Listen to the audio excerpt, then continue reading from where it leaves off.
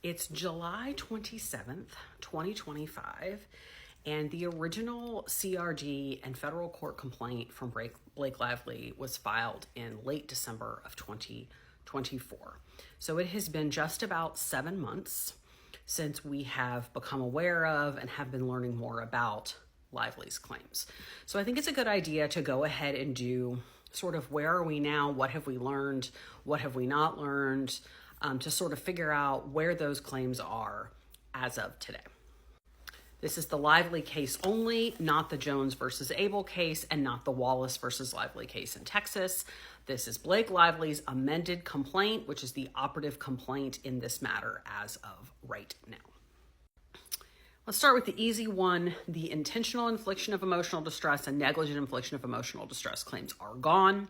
And we learned something through that. Not only do we have legal claims that now are out of the case, we learned that to the extent that Lively is going to claim emotional distress as part of her damages for any claim in this case, she is not going to be relying on records or testimony from medical or mental health professionals because she refused to turn those over. Therefore, she cannot use those in her claims, which means that for any part of her case where she's claiming emotional damage, she has to prove that through her own testimony about what she went through and the testimony of the people around her about what they saw. On the two claims about different parts of her employment contract, breach of the original employment contract, which is called a loan-out agreement, and then breach of the rider, which I went over the other day, we know nothing more about those than we did at the beginning because we still haven't seen the contract. I presume the parties have it. I presume somebody's got a hold of it, but we do not have any idea what the terms of it are, who signed it, what date they signed it, when it became effective, when it terminated.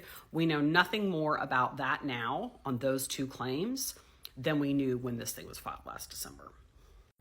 On sexual harassment, we have not learned any additional incidents that she is claiming form the basis of her sexual harassment claims. When she amended her complaint in February of 2025, she added a little bit more detail about these are the things that happened on set that I am claiming are the basis for my sexual harassment. We haven't learned about anything other than those. So as far as we know, what's in the complaint is the entirety of her sexual harassment claims. We haven't really learned anything else about the sexual harassment, but it kind of makes sense that we haven't, because when it comes to, assuming that those things happened the way that she said that they happened, right? Assuming these incidents occurred, the legal question is not going to necessarily be whether they occurred. The legal question is going to be, what did it mean? Was it unwelcome? Was it based on sex? Was it severe or pervasive, right? So that kind of stuff usually gets proven through the testimony of the plaintiff, the testimony of any witnesses, any contemporaneous communications they may have had, and the credibility of all of those things. So we don't know what other witnesses there have been and whether they have corroborated or challenged what Lively said happened. We don't know about contemporaneous communications she may have made with friends and family. That's where Taylor Swift could come in. But none of that has been shared with the public. So as of right now, it looks like the same sexual harassment case it looked like back in February. The fact that she is going to utilize only her own testimony and close friends and family's testimony to show her emotional damages for sexual harassment, which are pretty much the main damage claim for that claim, means that the entirety of the sexual harassment claim, if she can meet all the other elements, will ultimately rely on her own credibility. And, we haven't seen what her deposition looked like. We haven't actually heard her speaking in public about these things. But I know that many, many people feel as if the kinds of things that she has been talking about or saying in public do not help her credibility. We will have to see. You never know how a jury's going to see it. But we do know that for sexual harassment to sort of meet that last element of what did this do to you, that is going to come from her and the people that are around her. It's not going to come from a doctor. There are two claims of you're talking shit about me. One is a false light privacy claim. That's a California thing I don't totally understand. My understanding is it's a little bit like defamation, but I'm not sure if you necessarily have to prove that something is false. But I will allow a California lawyer to tell me about that. I don't think we've necessarily learned anything about it. One of the claims that's still out there that's the basis for a lot of discovery is a claim they added in February, which is defamation by Wayfair through Brian Friedman's public statements. I can't see that getting to the trial level. To me, that seems like a pretty straightforward legal argument that there's no indication of actual malice. The client, the lawyer is saying things he thinks are true for his client's case. Maybe they're hyperbolic, maybe they're tacky, but I don't see that defamation really going anywhere. But we haven't actually seen any movement on it either. They are using it as the basis to try to subpoena records from Friedman's firm, and they're still fighting about that. But we don't know anything substantively new. There are some discrimination adjacent claims. There's this aiding and abetting attached to all the sexual harassment and all the retaliation claims of like, you didn't do it, but you helped other people do it. And that applies to Abel, Nathan, Sarowitz, and Wallace. Wallace is out of the case as of today. We'll see if they refile to pull him back in. But right now, again, I don't think those things really are being litigated because first you have to establish that sexual harassment or retaliation even happened before anyone could aid or abet it, and those things are still out there. There is a standalone failure to investigate claim of Wayfair failed to investigate sort of things that were made, complaints that were made in the employment context.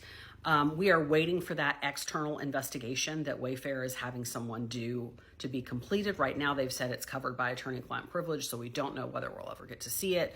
But that is ultimately what we are going to have to wait for to get information about what was actually said on set.